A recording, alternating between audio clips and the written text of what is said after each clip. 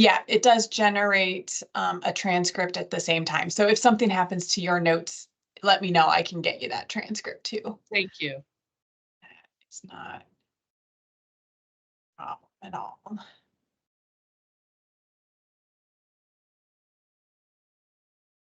I know I've talked to a couple of other members. I've gotten emails and acceptances, so I know they'll be logging in here in a minute. I guess we're not quite at 4:30 yet, so. There's Jean. Hi, Jean.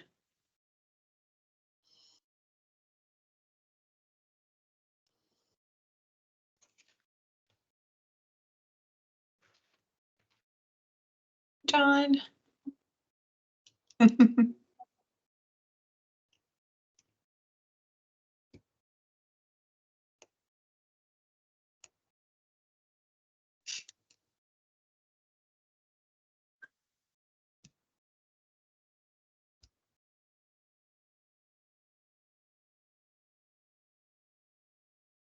Well, it's just now 4:30, but I know there's a few other, I know for sure some other members are coming in. So let's give them another minute here. Louisa and I were chatting before you all logged in about the wonderful time change that we're experiencing today, which is, I don't know about anyone else, but for sure it just kind of throws off the whole week afterwards, I think. So we'll give everyone a little grace for popping in here and getting started with us today.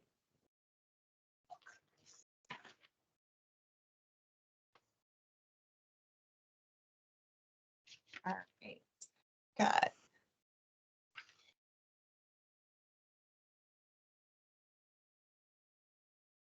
I feel like I should find some theme and music or some background music while we're waiting for people to pop in here. Oh, there we go. We've got some people jumping in here. Great. All right. I know Alba is coming. I don't see her quite in here yet, but I know I got an acceptance from her. And I talked to them. All right, well, we are just at about 4:30, so we'll go ahead and get started. And I know that some people will be, some more members are popping in. And so I just want to go ahead and is there, I see from the committee, we have Jean Curtis is here. Hi. Hello, Jean. Good afternoon. I'm going to put you down as present. And Louisa is here. And Jen is here. I see you, Jen. And do we have anyone who is here that would like to just unmute or and let us know your name and that you're just sort of listening in this evening? I think we had a couple of interested people that were just sort of wanting to listen in today. Is there anyone on? Oh, Cheryl, go ahead. Hi, guys. Can you hear me? We can, yeah. Good. I can't get my video to work. I'm going to work on that in the background here. But my name's Cheryl Tuskin. I'm with the Frontier Institute, and I'm their education outreach coordinator. And I'm just keeping track. We're going to be building out like a navigation system for parents in the community to let them know what education options there are and to let them know how the progress of the ESA steering committee is going, and then to let them know when the application launches. And so we're super excited to be partnering with you and just to be gaining more information here. So, yeah, Sounds hi. great. Thanks, Cheryl, for introducing yourself. And then we have from OPI, we have a number of OPI on tonight. We're going to have a demonstration of the e-grant system for you all. So I know we've got some OPI folks on. So OPI, if you wanted to just sort of unmute or share your screen or share your video for just a minute, just to introduce yourself and say who you are. We do have probably a larger number on tonight than we usually have just because we are doing a demo. And Alba, welcome. I see you're here as well. I'll mark you down. But John, you want to go ahead and say hi to everyone? Just remind everyone of your role at OPI. You bet. Good. Hello, everybody. Happy Monday afternoon. John Gorton I'm the School Improvement Unit Manager for the World of Special Education. Happy to be part of this conversation today. Thank you. Thanks, John. And let's see, who else is on here? Oh, hi, Dan. Hi. I'm Deanne Wilcott. I'm the Senior Manager for Centralized Services, and I've got a couple of my staff with us to do a demo of some of the eGrants processes, and then we'll talk through some of the intent to apply and application stuff as well today. Thanks, Deanne. Yeah. Let's see, Dan, I see you on. Yeah, Dan McNerlin. I'm with the OPI and I'm part of the eGrants team. I'm a designer. Excellent. Thanks, Dan. And Kira, I see you on as well. Did you mean Carla? Oh, no. Sorry. Go ahead, Kira. I am Kira Moog and I am the Family Engagement Specialist. Thanks, Kira. Good to see you. And then Carla, I was not forgetting you. You're sort of going to be our next person. So I was going to introduce you here next. So Carla Beagles is going to be the one just starting off to show you all our eGrant system. And this is where the sort of application demonstration, this is where for at least to kick off our education savings account, this is where that is going to happen. So Carla, I'm going to go ahead and stop sharing. You may screen share and go ahead and take it away for us this evening. Thanks. Okay. I have to find where I go to share. There we go. And okay. Deanne, did you want to say anything before I get started? Well, I can. So Carla and Deanne spent some time with me showing me what we think makes the most sense and is the least cumbersome for the parents that are going to be using this process. And we think that since in May, there's going to be an open up for what we'll call an intent to apply for this, where parents, per the language in the bill, express their interest in participation, and then they would submit a form explaining, verifying that they think they qualify, the kind of the application information so that the OPI staff that's going to confirm eligibility can pull all that. We want to make that just a more simple process and doing it outside of eGrants. So that'll be a paper form on the internet that they can just pull down and submit back and attach if the process is going to include documents or not. So then once they get into get their evaluation done and they get a confirmation that they're eligible, we'll just take care of setting up the accounts for eGrants. So we're not going to walk through any of that upfront stuff today. Where Carla's going to start with this is walking through a similar application because there's some very specific languages, certifications, the copy of the contract, things like that, that we're going to house in eGrants for this that we don't have finalized. We need information from probably you guys and the OPI staff that's going to be doing eligibility. So at the point that there is an approval and that the student is eligible, the parents are going to be notified, and then they are going to have someone say, here's how you log into eGrants, and they'll be sitting right at the screen is where Carla's got it and go from there.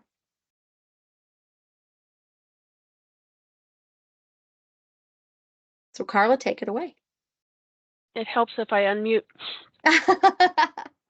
Okay, I'm Carla Beagles. I am one of the eGrants designers at the OPI. I've been here the longest, so I got to give the demo. This demo I'm going to give you is in the OPI test system so that I can go in as a non-OPI user.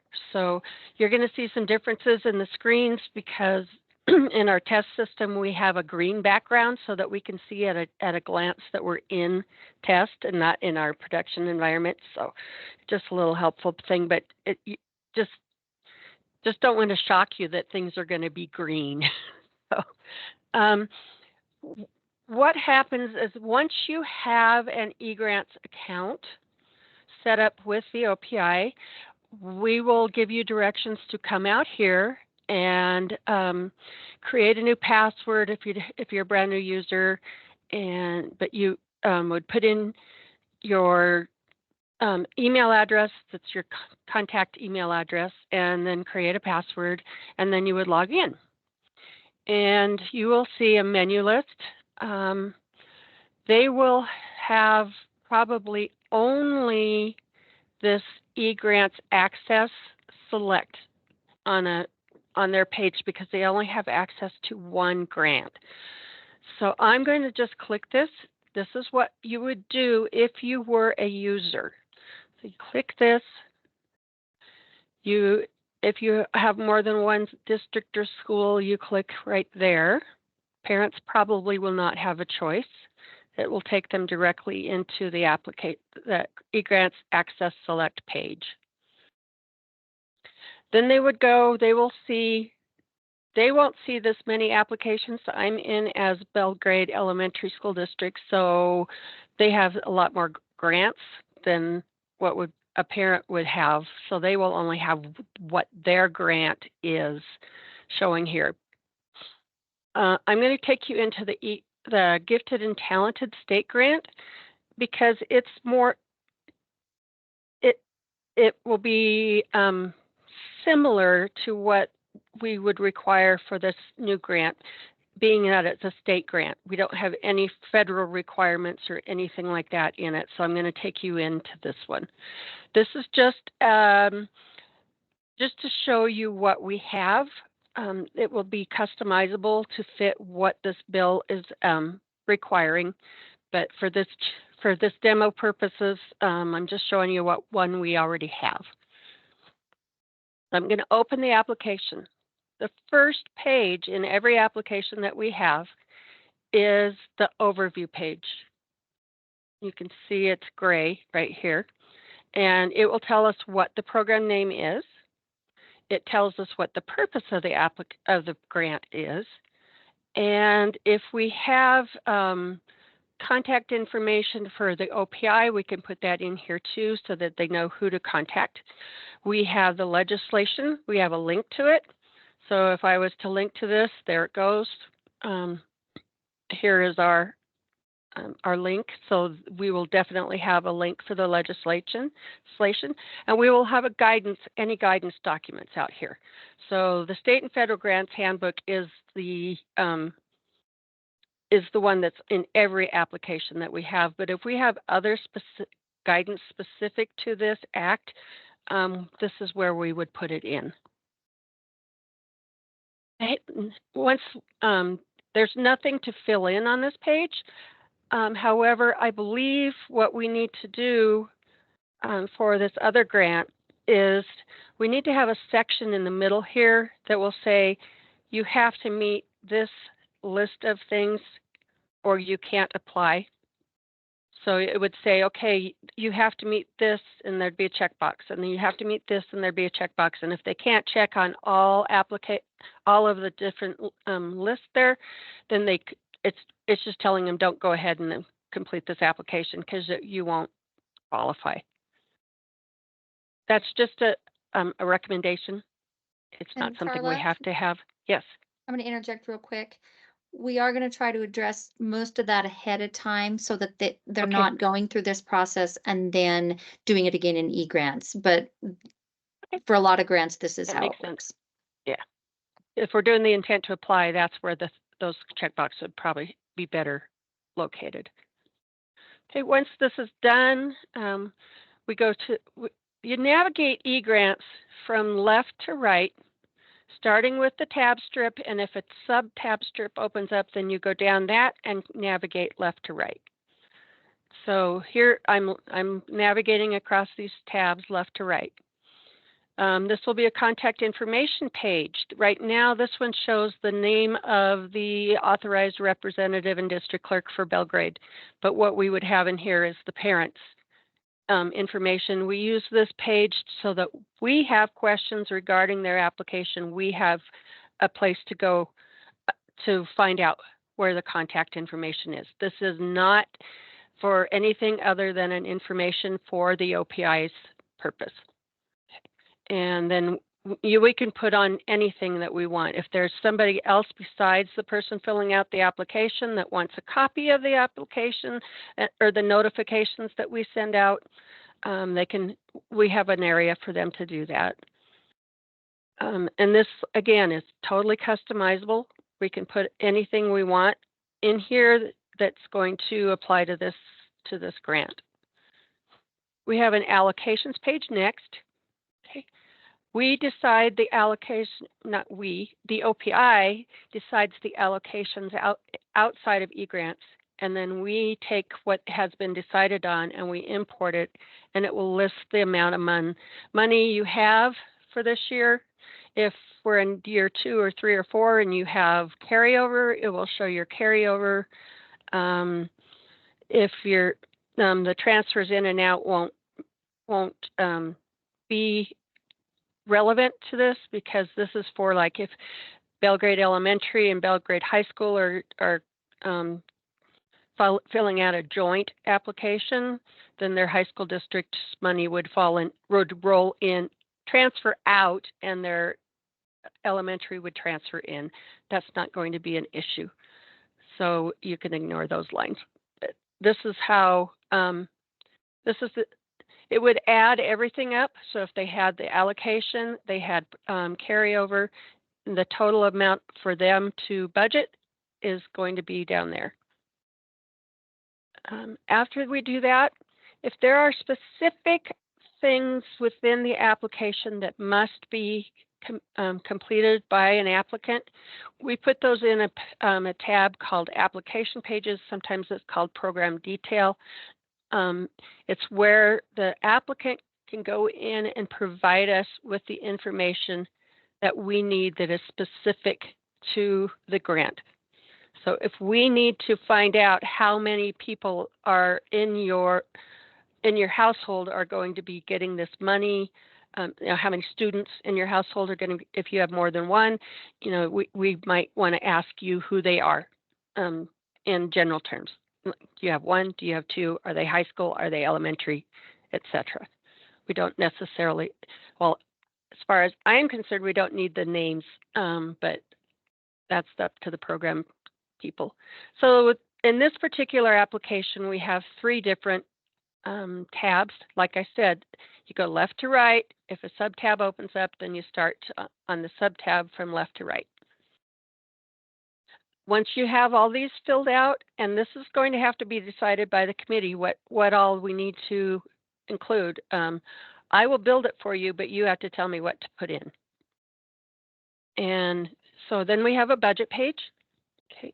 We have different purpose categories and object codes that must be completed when we do an application. So I'm going to open up, we have a link to it on this page. Okay. And is everybody seeing this? Should be able to see the object codes. So yep, we can. You have to budget over here. Okay, you have to tell us which object code you're going to use and which purpose category you're going to use it for based on these object codes and purpose categories. And these are required for all OPI grants. So some of them may not apply. That's something the committee would have to decide. Do we want to allow this property, capital outlay? I doubt it, because the amounts aren't going to be big enough for that. So we would take that one away and not give them the opportunity to use that one. And then purpose categories, are you using it for instruction? Are you using it for support services? Professional development, people transportation, things like that. So you have to budget your detail page based on that list of object codes and purpose categories. And then we have you have to describe what that expenditure is going to be, more than just, oh, it's personal services, salaries, and instruction. What kind? So everybody will be filling this out. It's standard in all of our applications, and this is where they tell us how they're intending to spend the money that we're giving them. Carla, can I yes. ask a quick question about Mhm. this? Because we have, my mind kind of jumps to, and I don't know if anyone else on the committee was thinking this, we have sort of eligible and ineligible expenses, according to the bill that that parents will be, you know, allowed to submit for this. How flexible are these codes? Like, would we be able to have, a code for that kind of you know, eligible codes for our eligible expenses or ineligible codes for the ineligible expenses? Do you know, is there some flexibility in these codes, or is it that we just need to figure out They're which ones pretty kind of general. fit So under then we them? can, the codes are pretty generalized, but we can put in a page. The Carl Perkins application actually has a page of allowed purchases and things that are not allowed. We can also put a link, well, not that many people would look at it, but we can put a link on the overview page to EDGAR, which is the Education Accounting or Budgeting Purposes. I'm not sure what it stands for, but they would tell you that you can't have, you know, you can't buy lunches for a meeting unless people are from out of town, something like that. Right, correct. So, yeah. and that's, we can actually spell that out on a separate page saying these are allowed expenses, these are not. And so, and that could go right in here in between the budget detail and budget summary. It can be the first page. We can put it up on the top row, whatever we want. We do have examples of those in other applications that you could look at. Thank you. So once they fill this out, the next budget tab, we can also have a budget detail, a budget breakdown, so that if we want more information than what's right here, we can create a budget breakdown page where they could say, you know, this is what I want to do, and and then we'd have a checkbox, is this allowable based on that other, you know, the reviewer here at the OPI would say, was this allowable or not? There's a lot of flexibility, not necessarily in what we have for the object codes and purpose categories, because those are pretty generalized, but we have a lot of flexibility in how we present what we want them to spend the money on and what they can't. So there's different ways of doing that. Then this tab, this budget summary, just basically, oh, it's spinning. Sorry, it's going slow. It's just a summary of how you budgeted. Okay. So you budgeted this much money for instruction under personal services, that type of thing. We will have assurances. They're written in the law. Somebody needs to put them into kind of layman terms. And then what the person has to do, there will be a checkbox. This is already completed. So the checkbox isn't here, but it will say, by checking this box, I agree that I will do what the law says I have to do. We call them assurances. And then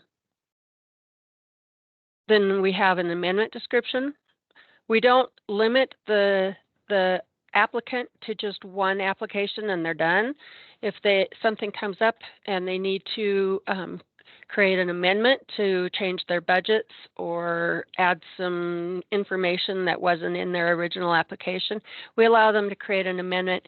And this page would show a box saying you have to describe what you changed in this amendment compared to your original to help the reviewer know which pages to go back and review.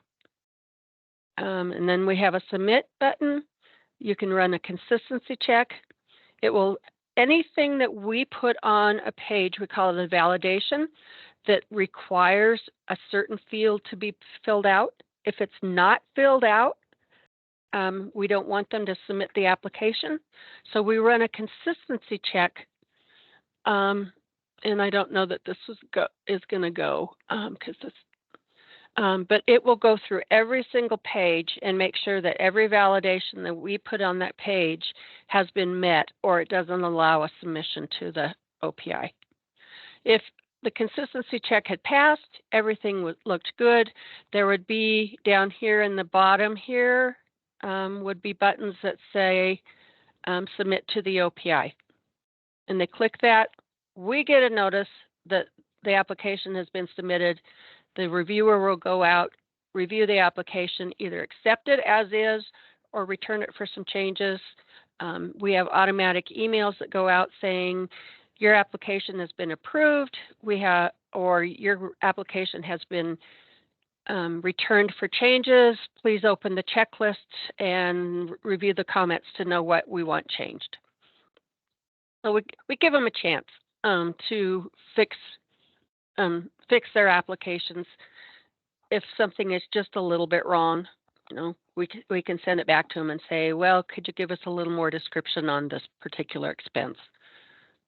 Because you just put down supplies. Well, what kind of supplies do you need? So, and then these others are just background. Who submitted it when it was approved. Page lock control. We can lock pages so that on an amendment, we know you have to go in and unlock a page if you're going to make a change to it. That way, if we see a locked page, we know no changes were made to it. And then there's an opportunity to print your application. The system will take what's entered in the application, change it to a PDF form, and then you can download that PDF form. So you have a copy, a written or paper copy of your application. And then Carla, is what's in that kind of submit page, is there a way they need to submit a receipt always for their expenses? They have to submit a receipt. So how would they attach? Is that in the submit page? There's an attachment. This is just the application. Oh, so just the application. Just what they're doing, what they're planning to do with their funds. That's a good segue into my next part. Thanks. Sorry, didn't mean to jump ahead. No problem. I'll pause before the segue. One quick, sorry to.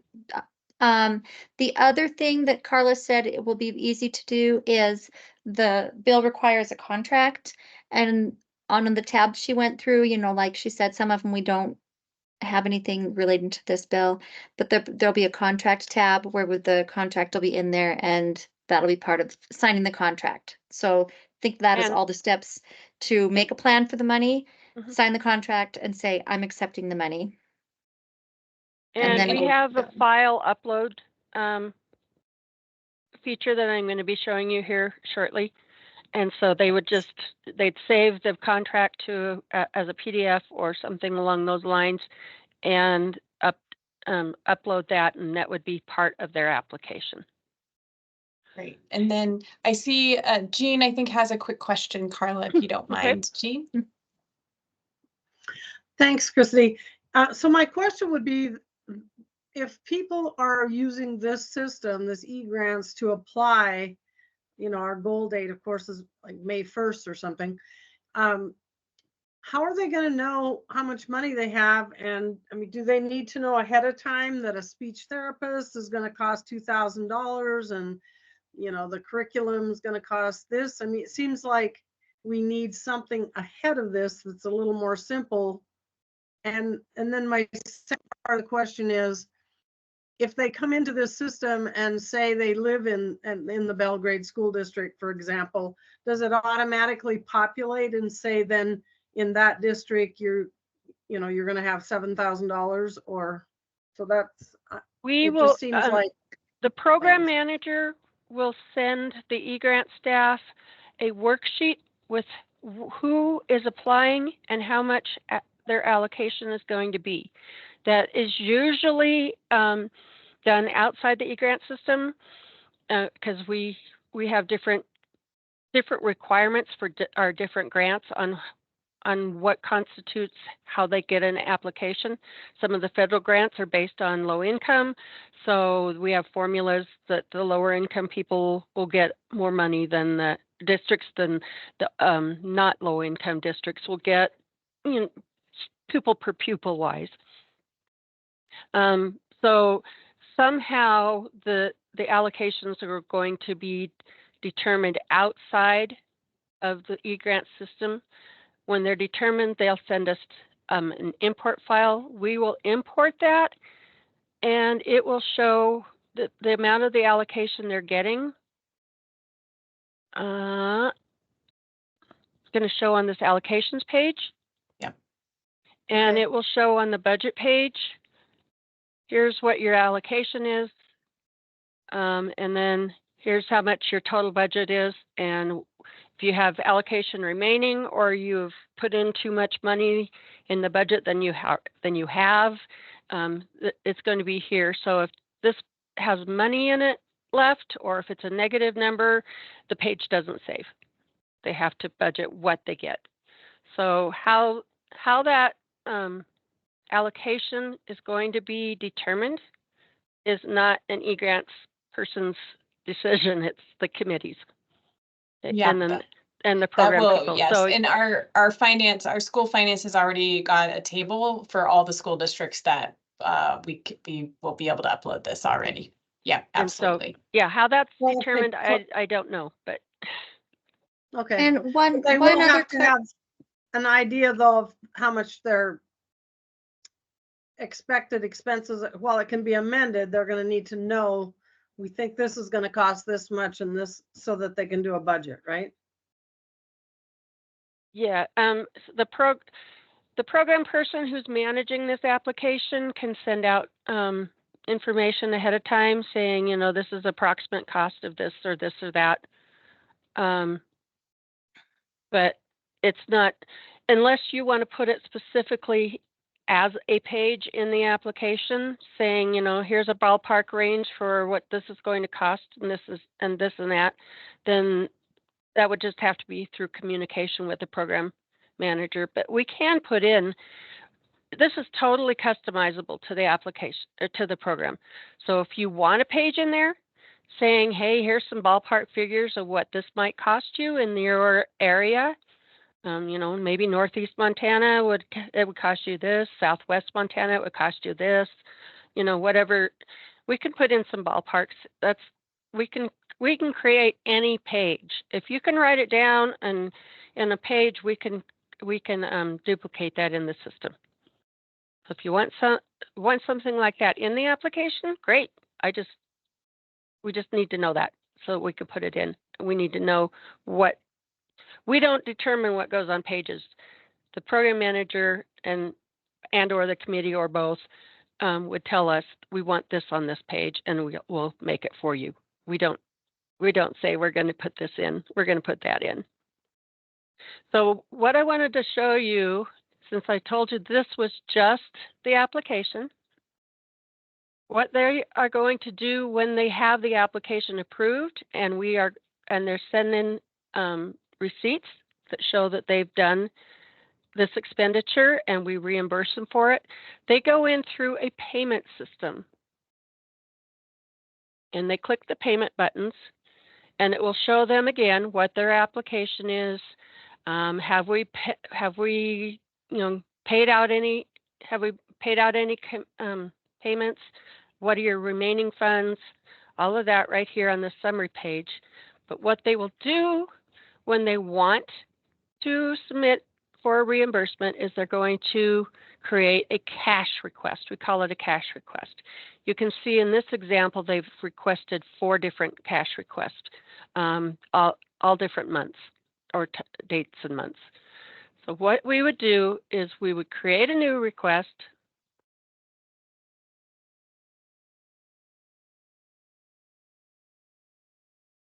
And why isn't it creating one?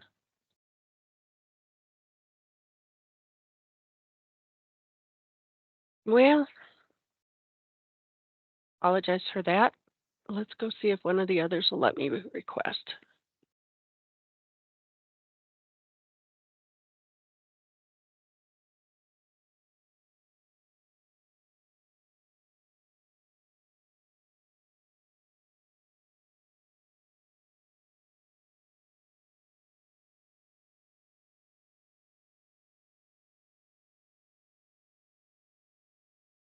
Okay.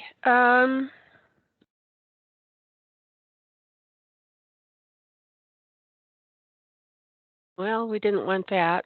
Let's go out here again and try again.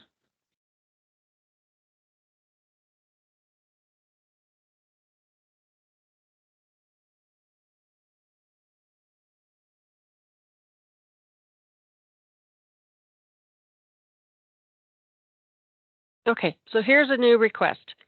What they would do is they would say, okay, this expenditure that we had would fall under the object code such and such. Here again is that description of purpose categories and object codes. So they would use that to determine what their object code was. They're going to put a description of what their expense was and how much it was.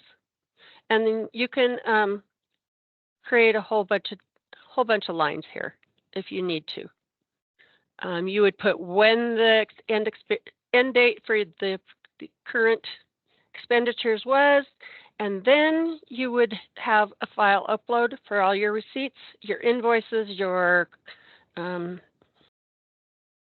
whatever supporting document you have. So I could go out here and let's see. Maybe I have something out here I can. So I'm just going to grab a file. Okay.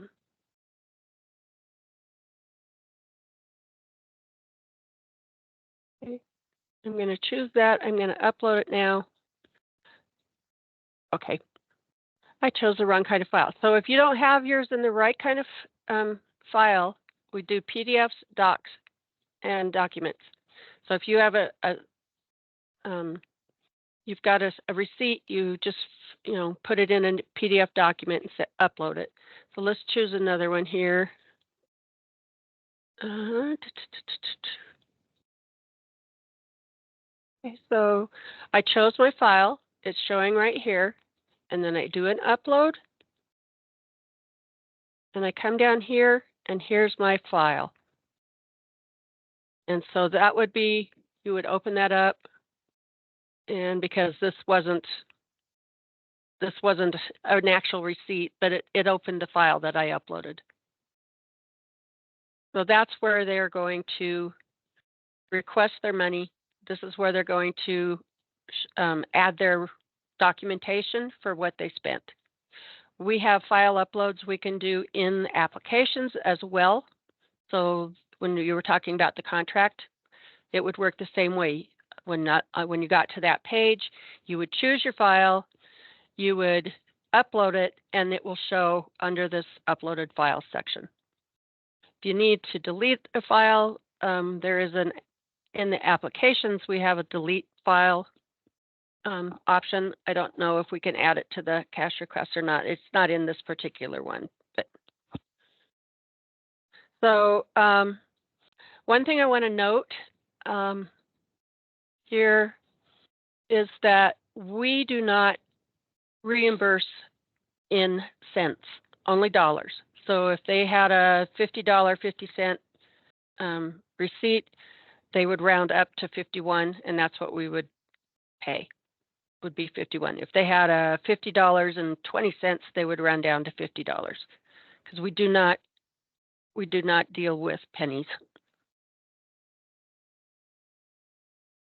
And so if you tried to put in something down here in the cash request that was, and then you tried to save the page, you'd get an error, invalid number. So, but if I was to put something that is a whole number and I don't get that error, it saves it and it shows it down in the total. So that was just one thing I wanted to let you know, so that if we have people that, send a whole bunch of receipts and it comes out to 78 cents or 24 cents or something like that, they can't claim those cents. They either round up or round down based on normal rounding rules. And just on that, we don't have an option to change that in a system. That's just how the system is programmed. We've been having a lot of questions here in the chat and a lot of answers happening. Carla, thank you. This has been, I think, helpful. Will they be able to see their amount left then, since we're going to put that in once they submit it, and then are you Yeah, it was probably out getting to here. that next? Sorry, I was, Probably jumping ahead. no, I showed it, but let me get out here. Let's see, which one was I on? Okay, so here they have, this was your current allocation for your year. Okay, this is the completed payments. How many payments have you already completed? How many have been paid out? And then they'll say remaining, how much you have remaining. Perfect. So they'll see that right here. When they go in to create a cash request, they get this page, and then they can go to the cash request page. And it will also show on your cash request, I believe, if I remember right. Oh. So it will show, yes, right here, final approved budgeted, and then it will, because nothing has been claimed on this one, it doesn't show what's been claimed, but it will in this grid right here. Gotcha. In this grid. It'll show you what you budgeted for, and then it will show you what's already been paid out. And it will show you that on the budget page too. So if you do an amendment, it will tell you what the different amounts that you budgeted for and how much has been paid out, so that it doesn't allow you to go back and change your budget for less money than we've already paid out. So if you wanted to change an object code for supplies to less money than you had originally budgeted, but it turns out that that money is less than what we allow or what we've paid out, more than what we've paid out, we can't let you. Okay, if you drop it below what we've already paid out, it won't let you do that. Had to get my thoughts straight. Sorry about that. No worries. Thanks, Carla. So that's pretty much an overview. It's except for some of the pages such as this cash request and the budget page and the allocation page, everything else in the application is customizable by the OPI staff. And we can put in whatever you want. So list of approved expenses, not approved expenses, etc. We can do that. We can make you put in an extra page for, you know, more detail on something or other that we decide we want. We can do that. Carla, this is great. And we did have a request if we could see maybe put those purpose codes in either in the chat or somehow maybe send them to me, or so I can send them out to the group, or if you could just maybe put them in the chat. People would just like to take a look at those purpose codes potentially. And then Carla, there are just a couple of other things flying through the chat here, and Carla is one of our eGrants behind the scenes workers. She's going to set this application up for it to be just perfect for what we need it to be. And but we are in the process of hiring someone to help run this program, who would be the sort of the key person overviewing the applications and communicating with families. And again, I look to John here on our call, but we'll have a small team of our special ed department just confirming the eligibility of those applications. But we are hiring a person that will be kind of running this, and hopefully they'll be coming on board soon. And we will introduce them to you because of course you'll be working with them once they are onboarded. As well. So just to answer a few of those questions that were popping up in the chat there. And then about timing, there was a question about the timing. I know, Deanne, you and I had chatted about this a little bit, about the reimbursements, and some states do quarterly reimbursements, some states do monthly, some states, you know, usually I think it's quarterly or monthly. And Deanne, we were talking about what you thought would work best for our parents and families, and what do you think about that? So we use eGrants for a lot of reimbursements to schools. And for anyone who participated in EANS, it'll be familiar to them, but we do it monthly. Our batches go on the 10th of the month, sometimes a business, you know, there's weekend or time of day type of thing. And then the payments all but get processed out of eGrants on the 10th. And so when people are they can submit Like if they get a monthly submission, they can put it in. If they go, this is all we're spending this month, we're gonna just submit and be done. It depends partly on how many families we have using these funds, but monthly is the longest the longest cycle, depending on how it goes. We're discussing if we might try to run a separate batch just for these payments, you know, like the 10th and the 25th or something like that to make it more frequent. Because for my staff that's going to be processing that, they can go in and, you know, as fast as they can get in and do them, they can start building a batch and then send it. And so part of it'll be based on the need of families, but it'll be the once a month if we don't have a lot of usage, and twice a month if it's, you know, big dollars and people need that money quicker. Is that what you're wondering? Yep, that is exactly it. Thanks, Deanne. And then Yeah. Sue just asked about, I think it was Sue, someone, it's hard sometimes to see the initials there about the amount that parents will be able to request. And that amount, Sue, in the bill is outlined to be, it is the amount of their per student. There's a formulaic calculation for their kind of their base formula for an annual percentage, an annual number of belonging for a student at a district. And that varies slightly depending on the district, from about $6,000 to about $8,000. It's in that range. But it is based on their resident district and what that student would get at that resident district. And it varies, like I said, there is a slight variation depending on the district, but there is a formula. And I actually, our finance people have already worked that formula through. So we've got that list. And I'm trying to find it because I think it is available, and I'm trying to find that link to get it out to you right now. So just Yeah. quickly, so the number that, say, Belgrade School District receives for a student with disabilities might be different than the amount that another school district might receive? It's their basic, it's not really on the special, it's not because of a special education, it's just the basic amount that they get from the state, the basic aid. Yeah, the base aid basically. Yeah. And I'm trying to find let me see if I can find that for you, but it which varies from district to district depending on district costs. Yeah.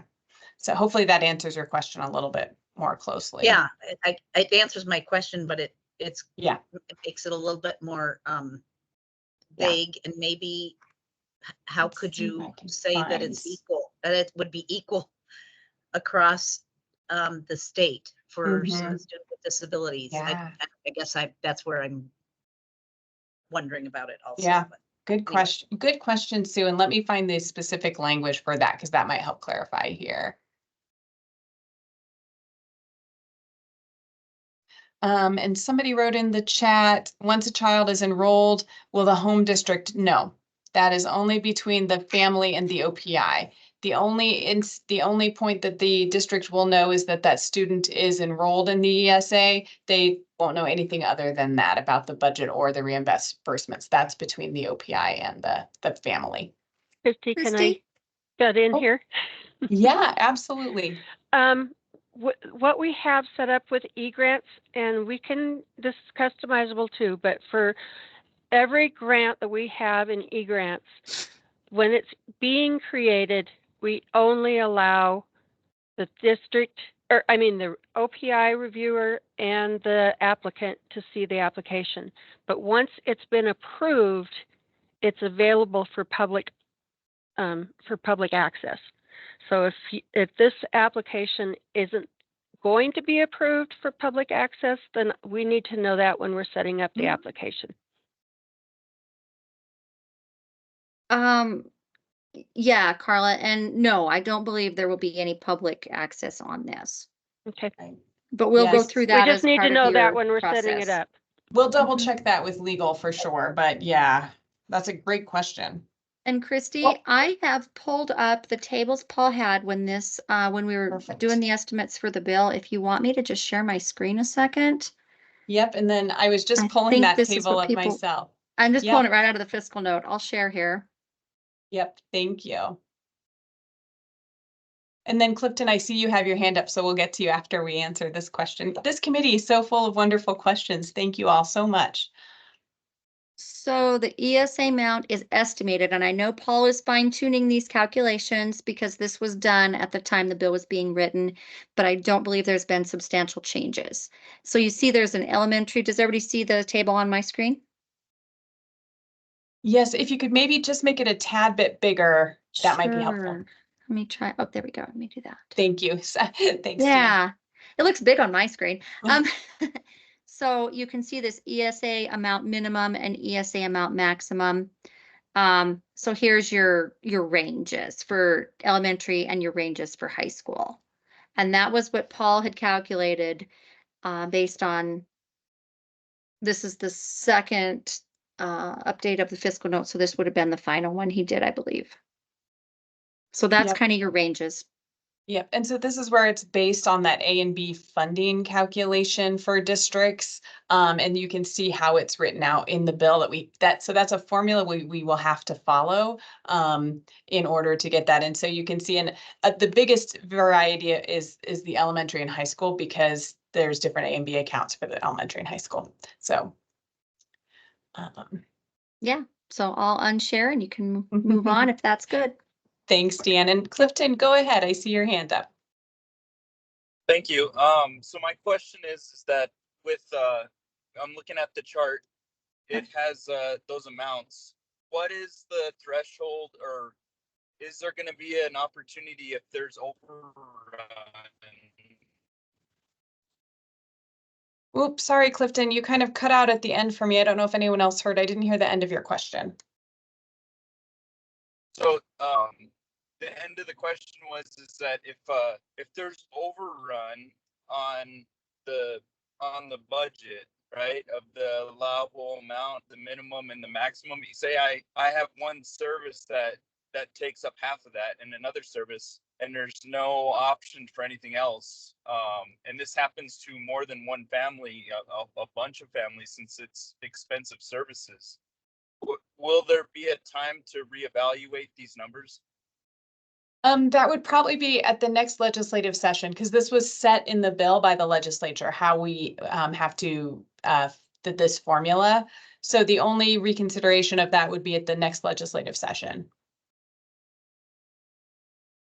Okay, thank you. Yeah, yep. Is everyone done with the table? Can I close? I think so, Dan. Okay. Jean, go ahead. I see your hand up. So it seems to me, since the school districts don't know how many kids from their school may request to have an ESA established, it makes it kind of hard for them to budget. Yes, and we actually right now they've got their budgets ready to go for the year. If right. 3 kids say they want their money, that's $15,000-$20,000 walking out the door. Yeah. Exactly.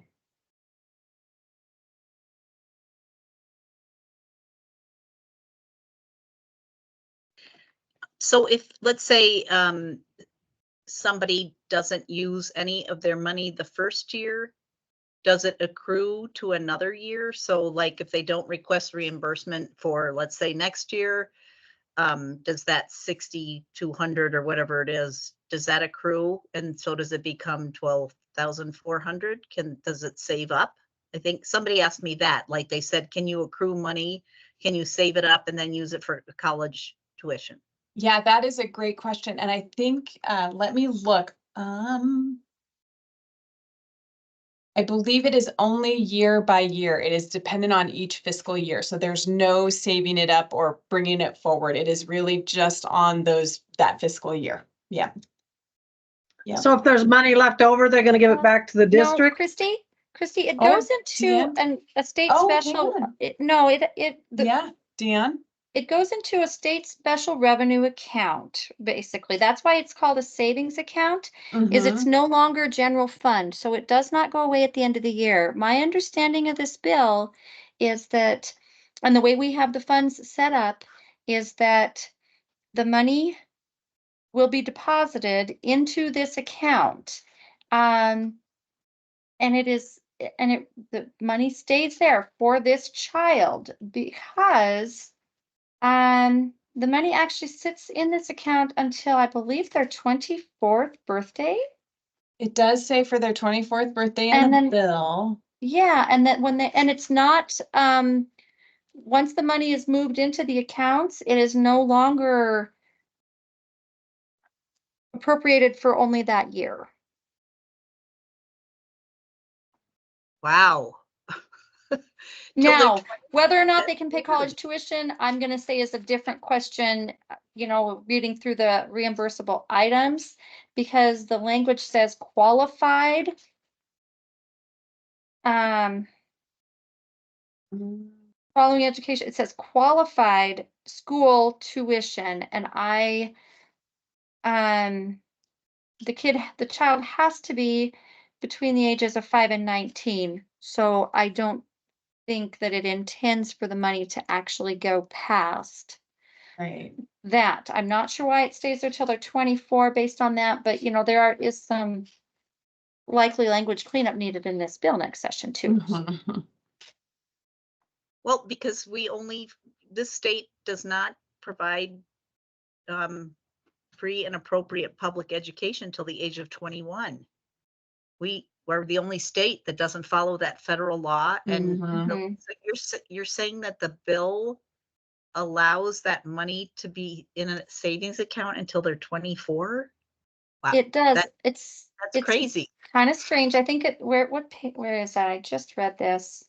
And right back Did here. anybody ask those questions? Sorry, but it just doesn't make any sense. Yeah, it says on the student's 24th birthday, the student's account is closed. Any remaining funds are returned to the guarantee account. So back into the school overarching school funding account. Right. And actually, Deanne, that's another question that just popped up in the chat is if the student goes back to public school, then yes, their eligibility for this stops and the money would then go back to the public school. There is a language, there is language about there is language around that, I think right back here. I think my tricky thing about the saving up is that we have to, it's a receipt, allowable education resources for reimbursement, and it's a receipt. And so it would be, how like a receipt would need to be, and Deanne, you can share, this is far more your department than me as far as like receipts, but sort of, it's hard to say like there's, oh yeah, I have this expense in the year 2027 that I'm then gonna come back. I don't, maybe it does, but on the receipt end of that, Deanne, what do you think about that? The state is a 365-day reimbursement cycle. And that's just how the state does it. So if people come back 3 years later and go, oh, I forgot to submit this receipt. Gotcha. Okay. It is not guaranteed there will be reimbursement. Interesting. Then it seems like the bill definitely needs some cleanup language, because whatever's not spent at the end of the fiscal year, the school year, should go back to the district. I don't imagine that that's going to be a big issue, because most people are going to spend it because it's not a lot of money, but it sure shouldn't be held till they're 24, especially if you only do a 365. I hope somebody in the legal department is making notes.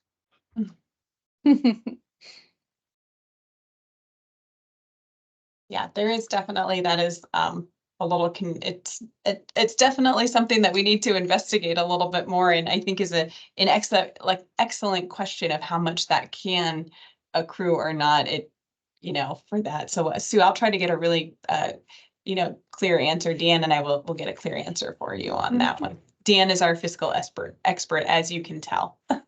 Clifton, do you have another question? I see your hand up. Yes, my question is so since this e-grant program's already been in place, when new clerks come on board, what are some issues that they that you see them having that you might see parents having?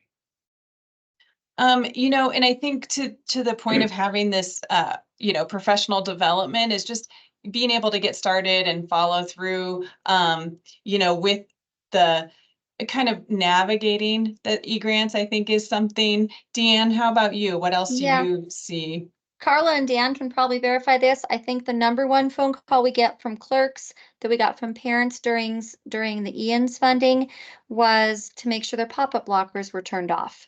Because e-grants, you have to turn off your pop-up blockers and allow the pop-ups. And I think that's probably the number one phone call we get from new users. And you know, we try to have certain easy help items, you know, on the front page, things like that. But we have staff that take the questions and help walk people through it, share screens, whatever they need to do. Okay. I'm gonna jump in here too. Every single page of our applications has a click for instructions. And we also have one on the cash requests, I believe.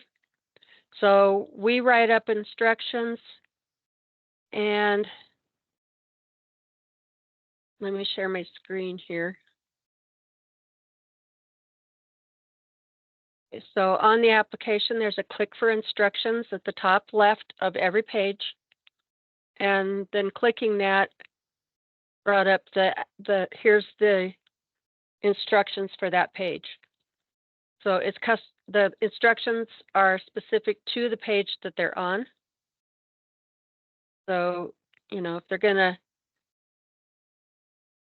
if we need to tell them how to fill out a page or how to claim a reimbursement, the instruction links are there. We just need the documents to put behind them. Okay. Mm-hmm. And I would say one different thing for this program that isn't really an e-grants challenge, but since you're asking about clerks, I think that the fact that the way the money flows in this bill is that the school funding payment goes out, and then the school actually returns these funds to be deposited into the account. So the money goes out and then comes back in. I think that I'll probably get a lot of questions from clerks on that the first month. Okay. Thank you. Which is why there should have been money in the bill, should be another amendment to have some sort of administrative money for the school district, because this is going to cost them time and money to do their administrative part as well as OPI.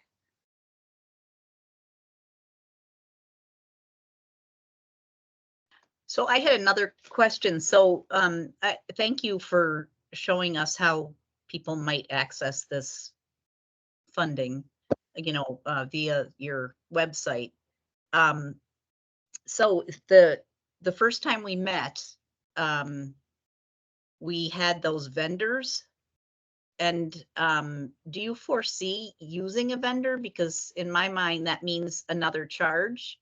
And where does that money come from? Does that come from the school district, or do you charge that individual's account? Yeah, and Sue, that's a great question. And what has happened with other states, in my understanding, is as these savings accounts have grown, then there's that is when, if like say for instance, the one here in Montana would grow and have quite a number of students in it, that would be when potentially a vendor would come in. And vendors have that, some of the vendors that you saw, they sort of charge internally, like per transaction, for example, or per, you know, something. In addition, the way the bill was written, at least for these first 2 years, there's a 5%, I think, I'm asking Deanne, but I think it's 5% administrative cost that the OPI could use to help support that vendor in future years. That's generated from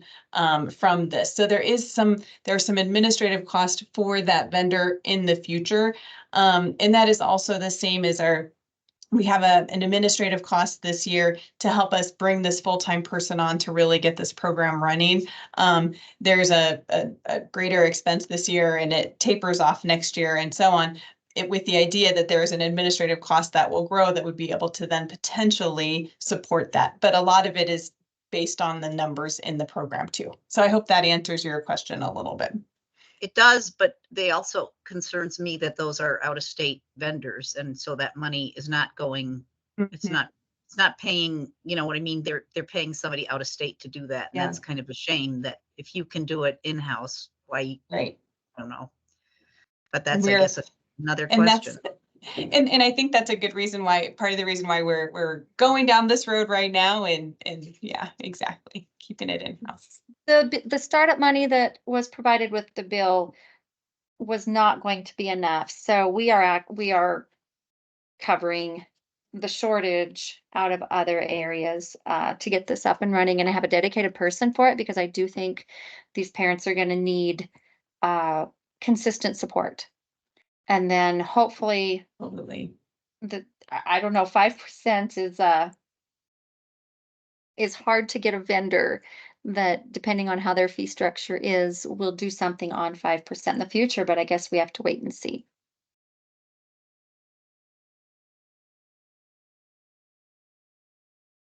Well, and ideally, with all of your wonderful questions and thoughtful guidance as we're preparing this, you know, get the e-grant system up and running perfectly for this, or whatever system we're using, then, you know, maybe it's running smoothly. So, well, I don't think, oh, Alba, I think I see you have a question. Yeah, I just wanted to know, maybe we can add some guidelines, just like in other states where this has been more effective. I know there was some questions today about the bill in question, but just wondering if as a committee, we can bring some guidelines that would match those that have been effective in other states.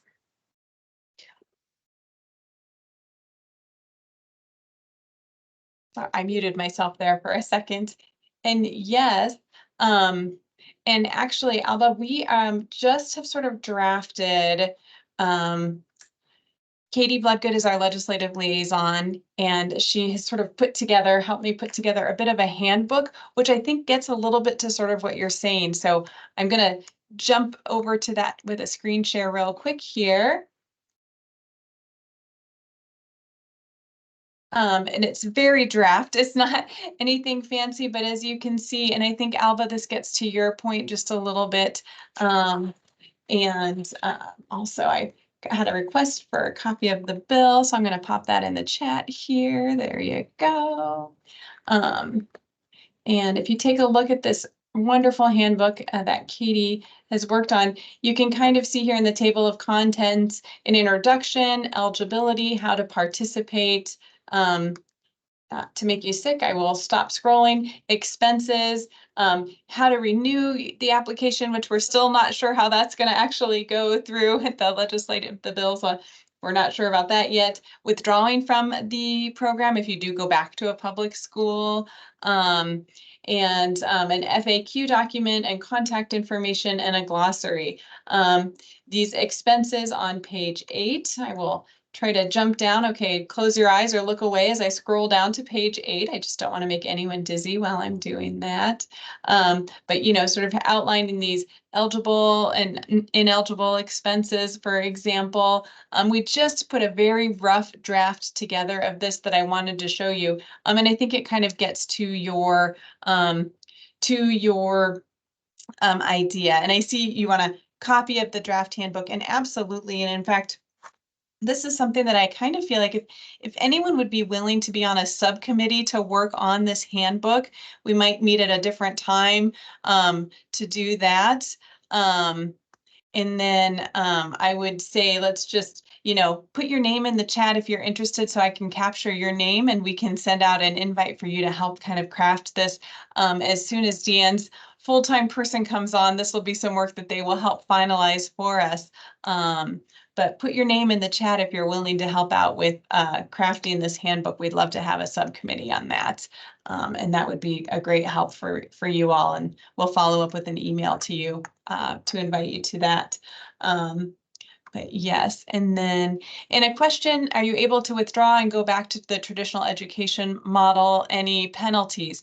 And no, and I think that's kind of the important thing. And that one question that came up a little earlier is, can a parent request all of the money at once? And if they do in the beginning of the year and request it all, then they decide to go back to public school at the semester. What do we do with that, with that moment? And I'm not sure that that is clear in the bill, how we would navigate that particular thing. If they haven't spent all the money, say they've only spent half of it, and then at half a year they go back to the school, great. They stop, they're out of the savings account program. There's no more money in there. The money goes back to the school district, right? So that we can navigate. But as far as if, spending it out, do we need to have it like sort of a half of a year limit perhaps of some type? I don't know if that's possible. And that may be something to another kind of legal finance question to maybe ask for that. So. Spending timelines, for example. Yeah, and Sarah asks, how frequently can a family make that swap? Well, and I think that it doesn't say in the bill, it doesn't have any parameters around that, but I think it's hard if a family back and forth and back and forth. I think for us, we have the 2 times a year minimum where we need to have the applications open. And so at least a couple of times a year, they can come into the ESA. So at least that sort of the transfer in part, they really can only do during those application or reapplication times. So there is at least a 2 times a year kind of limit to that. So I think that would prohibit some of the swapping in and out because we've got that application open just twice a year.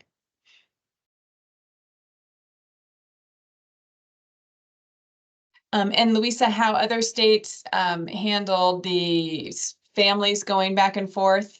That's a great question. Yeah. And I think that, and how they handle maybe the payout, I don't know how they've done the payout. So that's a good question to do a little research on. I don't know if anyone saw that in their research. I didn't find that, but that's a great question that I can ask as well. Okay. Well, so for the handbook, for those of you on that subcommittee, we'll share out a draft of the handbook when we invite you to the subcommittee work. So thanks so much for joining in on that. And if you'd like a copy of it, just send me an email too. Happy to share that draft with you. Just remember, this is in very draft form. If there's no other questions about the sort of this fiscal part and this application part, then I just want to say a big thank you to Carla for taking the time to show us a little bit more of the inside of this grant application process so that we can really craft going forward what that's going to look like for our program and what we need here for the ESA. And I know that a lot of the screens that Carla showed us had more information than what our parents will see, but really getting that idea so we know how to make those really important points in there. I think that's key. I just have one more question. Yeah. So we were asking about college tuition, and it does say eligible post-secondary institution tuition, books, online course, or certain fees. Yes, it is in there. It definitely is. Yeah. So tell me, if you were a junior in high school, 18, and you could request this, not go to you wouldn't be a senior, you'd still be in high school, and you could get post-secondary tuition paid? Well, my first thought is dual enrollment, right? Like this could help pay those dual enrollment high school classes, or AP high school classes, potentially any fees for like AP tests, that kind of thing. But as far as further, Sue, those are great questions that I think Deanna and I will really try to dig into a little bit more on how much this could accrue, because there is the requirement the student needs to be counted for A and B purposes in a school the previous year. So where that kind of comes through, right? So there's some considerations there for the funding moving through the years that I think we need to get a little more answers to. Yeah. So who who do you ask for the answers? I go to our finance department, so Deanne, and then legal. So we'll sit down with legal and finance and they'll kind of look through the bill and see what the bill language says and make sure that we're meeting those requirements, especially going forward. Yeah. And then speaking of legal, I asked you earlier about the status of the lawsuit. And you said Yes. there's no changes, but No, maybe there's no updates. The Attorney General's office gave a response back like, yes, we received this notice. And then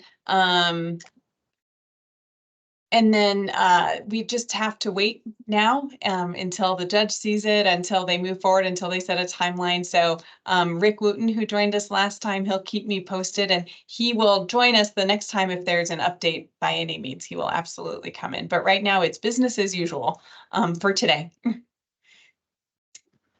So Christy, that made me think of another question. So if a child is in, let's just use Belgrade because that's what we've been doing today. So a child was enrolled in Belgrade. So the school got the A and B money. They set up an ESA account and then they stay in it for, let's say they're in it for 4 years. Does the school district still get their A and B money every year? They count in that list so that they have that money to transfer forward, right? That is my understanding that yes, so we have to ensure that school is continuing to count the student for A and B, so the money comes through there and then back, and that's what Deanne was sort of saying with a little bit of that back and forth administrative cost. So yes, that's my understanding of how that's supposed to work. And then Cheryl, yes, we have had, actually our first meeting, the bill sponsor wasn't able to attend our ESA, but I've reached out to the bill sponsor and had some touch base with the intent on the bill. So yes, we do. And our bill sponsor has been invited to our ESA as well. I have not been able to make it with the timing yet, so.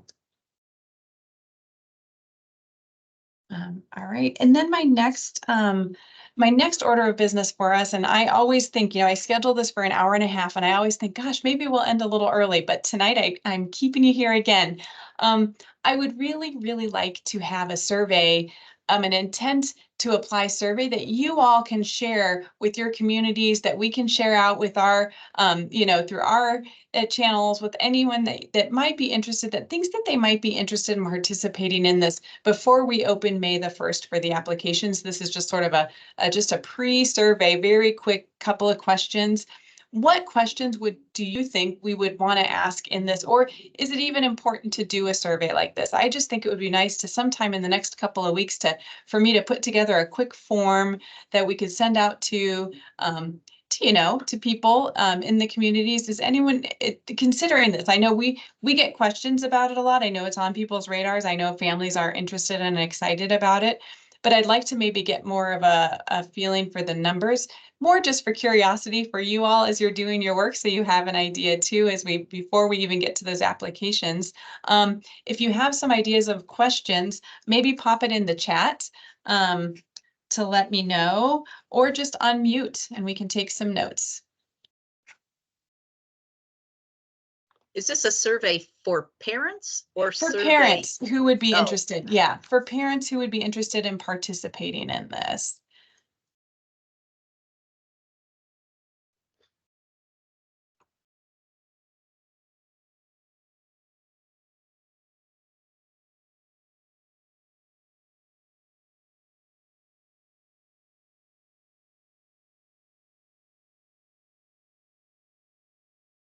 Yeah, I think it's good way to know when the application period's coming, get an idea, just kind of as helpful.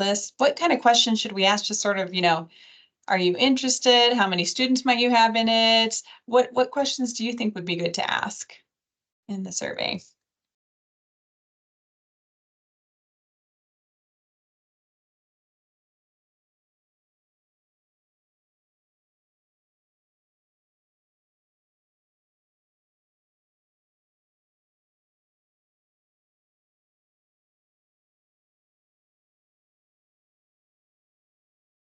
Yeah, Sue is pointing out that it'd be good to make sure it's clear what expenses are allowed. And that I could just copy right from the bill for those eligible expenses, at least to start. I know we're gonna probably hone in on our eligible and ineligible expense list, but at least there's a good overview provided in the bill. I think you're exactly right, Sue. And one item that I would like a recommendation so that my staff knows is how the best way to get actually get the information out and let people know that May 1st is going to be our opening of our interest, intent to apply window. The best, well, somebody just wrote it, how parents, how they would like to be informed about the accounts and how we can make sure and get that information out to them. Yeah.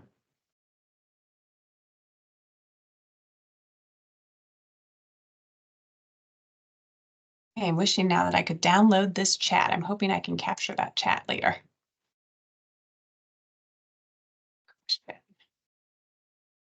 What types of therapies are they interested? Do you have outside services?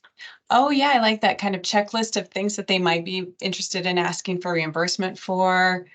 How parents would like to be informed about the accounts. Have an IEP. Yeah, those are excellent questions. My goodness. See if I can. Wish I could. PTA groups, parents need the information. Good idea. Yeah, John, I see your hand up. I've just been looking through the bill and I'm not seeing age 24, 25 in there. I'm seeing 5 to 19. It's I think it's right at the end. Let me just do a quick Both of those are search. in there. It says under eligibility 5 to 19. And then at the end of the bill, it says, yes, at age 24, we close out their account. So it almost looks like we can't do anything with the money between 19 and 24 based on the current language of the bill, is how I read it. Yeah. Thank you. Yeah.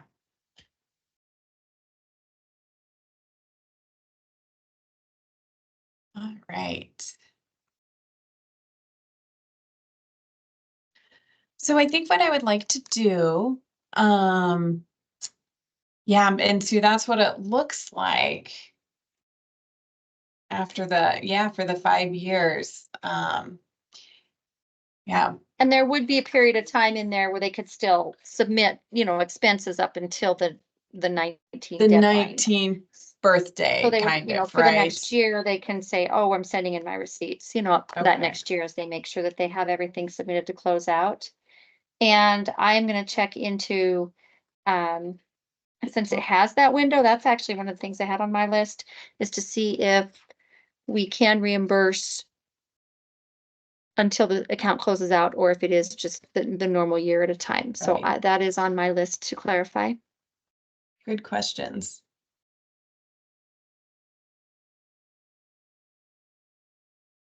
Like good questions to find out. So, well, I think my next steps then, we will reach out with the subcommittee for the handbook. So thank you all for being willing. I have Catherine, Sue, Louisa, Alba, and Sarah. I think that I caught, so if I missed you and you put your name in there, re-put it in the chat for me to grab it real quick. But I think I've got our subcommittee for the handbook, which is wonderful. And then I am going to prepare, sort of based on some of your questions here, a quick interest survey form to post on our website. What I'd like to do, if you don't mind, is maybe just send it out to you for a quick review. Give me back some feedback on that this week, probably by the end of this week, next week, and then I can share a final version with you to share out with constituents, and I'll post it on our ESA webpage, and we'll go from there. If you all wouldn't mind giving me some feedback on that, if I email that out to you later this week. Sounds great. Wonderful. All right. Any other questions or anything else? So do you have a list of the special ed co-ops across the state and where they're located? What kind of services they provide? I just think it would be interesting for us to be able to see. John, I'm going to pop that over to you. That's in the school directory on the OPI's website. Yeah, we Okay. we do have on the special ed page on the OPI website, we have a listing of school districts that are in our monitoring cycle. And that includes co-ops as well. And then each individual district that is part of that co-op membership. Yeah, and Okay. John, I think there's a couple of them that have a private co-op side, because this is one thing that we had talked about with this, is making sure that, this money's coming here. That if it's, making sure that they're paying for services in a private versus a, side, or we don't know. I Yeah. don't know about that. I know not to be confused with homeschool co-ops. That's different than a public Yes. school co-op. Yes. And so I'm just aware of the public school entities, and because they are all LEAs and they are all members of of co-ops, and that's what we have listed on the special ed webpage. Yeah. Yeah.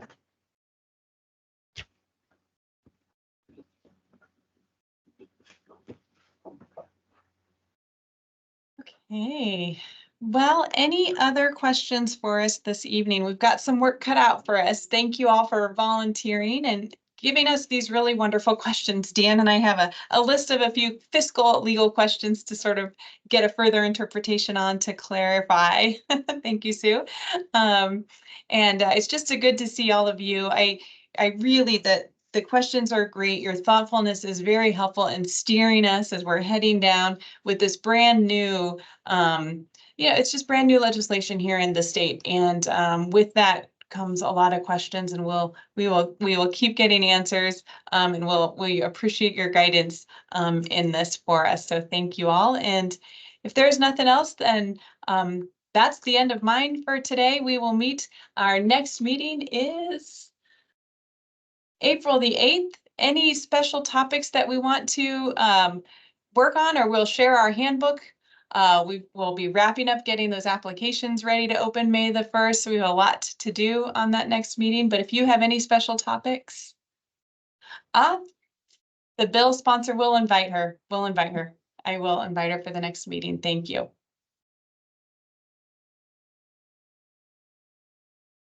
Absolutely. Thank you so much. Yeah, thank you all. I appreciate it. It's good to see your faces.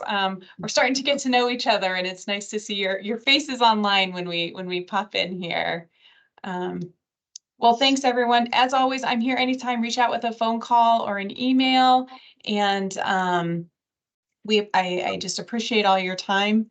And I'll hang on here for a few minutes if anyone has anything else. Otherwise, everyone enjoy your time change week, and enjoy some spring weather. Thank you. Bye. Thank you. Thanks, everyone.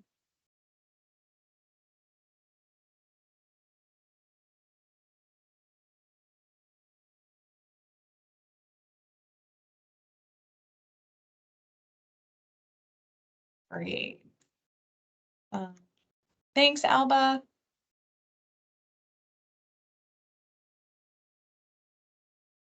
Ooh, oh, I can't hear you, John.